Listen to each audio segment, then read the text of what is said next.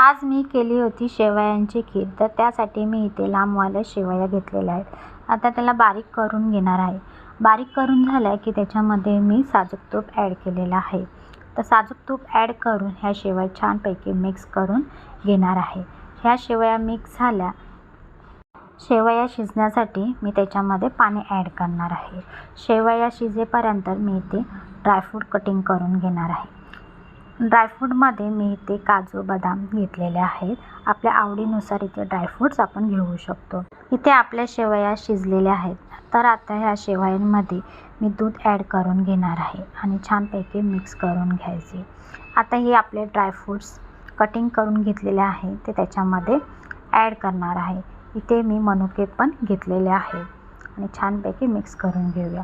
आता इथे फ्लेवरसाठी वेलची पावडर ॲड आणि करून आता इथे घेतलेली आहे. गोडीनुसार साखर ॲड करून घ्यायची. अशा प्रकारे ही आपली शेवयांची खीर तयार आहे. ही शेवयांची खीर तुम्हाला कशी वाटली नक्की कमेंट करून सांगा.